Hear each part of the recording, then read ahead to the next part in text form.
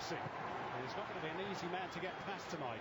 Look at the quick release while Australia toward upfield.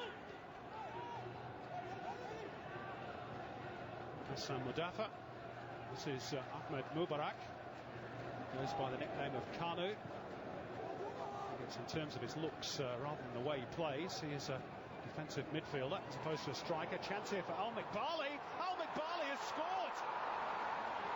Disaster for Australia. Abdulaziz Al McBarley has scored a hat-trick against Haiti last week. Has opened the scoring and stunned the crowd in Sydney. Well constructed too. Mubarak involved. And that was a lovely touch by Al Hosni. And what about the finish through the legs of Schwarzer from a very narrow angle? Well, he's a classy player, Al McBarley. Got a beautiful left foot. Great eye for goal, as we've just seen.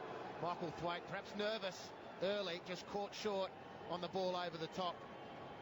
The bigger problem for Australia, or secondary, I guess, was the poor crossing option from an attacking position, which came to nothing. Ali Al-Habsi released the ball quickly.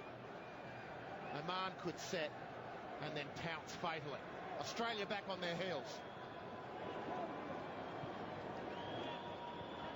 Well, the whole place is just stunned, almost into silence. Virtually their first meaningful attack, and they've scored.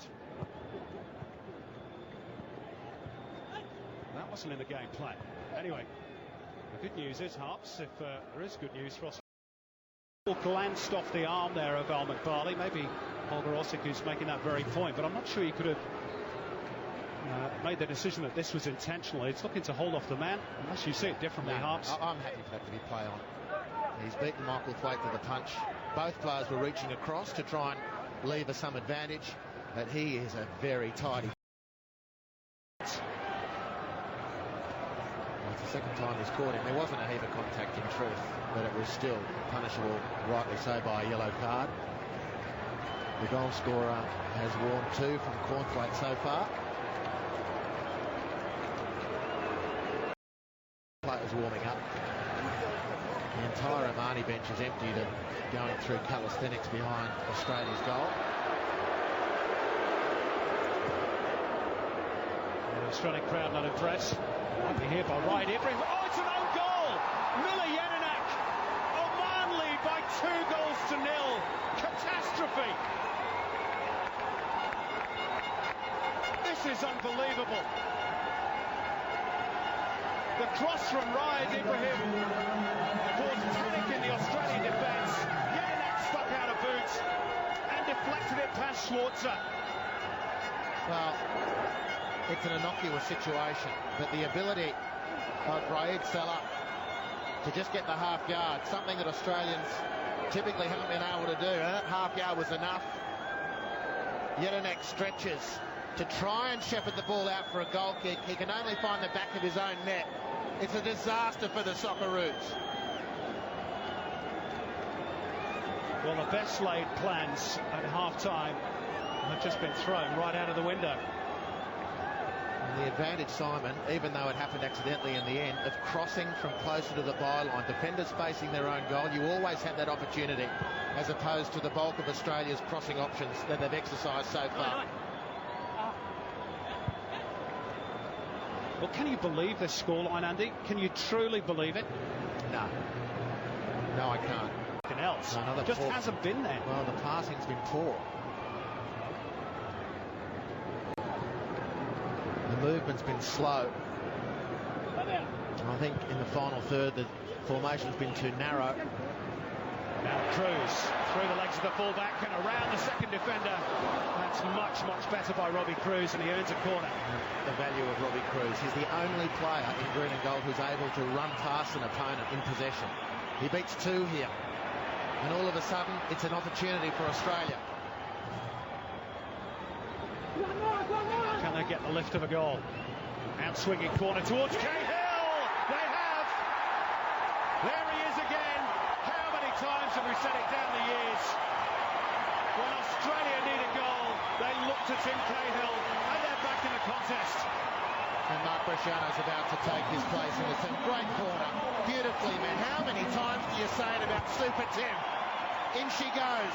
Ali Al-Habsi rooted to the spot. Perfect header from one of the world's best exponents of that skill. And I don't use the reference lightly. Time and time again. Paul Le Guen was worried about it, and rightly so. Australia back in it. Well, there are only three things certain in life: death, taxes, and that Tim Cahill will score in big games for Australia. And that is a huge goal, as he moves level, incidentally, with John Aloisi on 27 international goals. Resolute as it's been till now, but you'd expect, as this starts to go Australia's way, that there'll be more passage through midfield. They'll have to defend better. Coleman for Cahill. Cahill's cross. Up in the air by Saad Suhail. Back in by Holman. Teed up by Cruz, and the deflection off the crossbar. Drops here for Cahill. And he can't keep his shot down. Incredible action. And Cahill's so close to restoring parity. Well, it's frantic at the moment. Robbie Cruz dishing off. Lucci blasts away.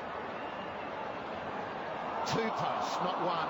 And Timmy Cahill can't control the effort, as difficult as it was. Well, Habsi was just a statue, wasn't he? He was offside anyway, Timmy Cahill, as it's been adjudicated. So it wouldn't have counted.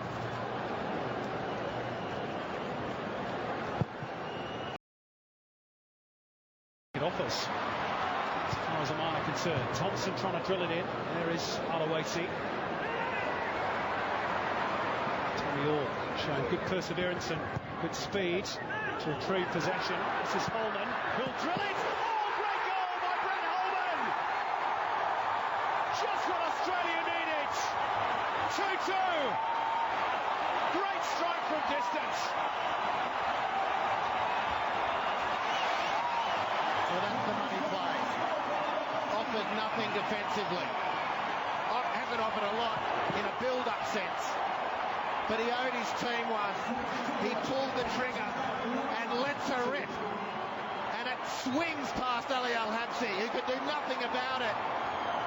And from the jaws of a devastating defeat, Australia have got back level and will now believe they can win the match. Well, Al-Habsi, I'm sure, will be hugely disappointed. He's been beaten from that sort of range. Well, it swung viciously. Maybe took a little deflection as well, in fairness to the keeper. Just about to say, did it take a touch? I think it might have done. Still we go on. But no longer. Well, a night of huge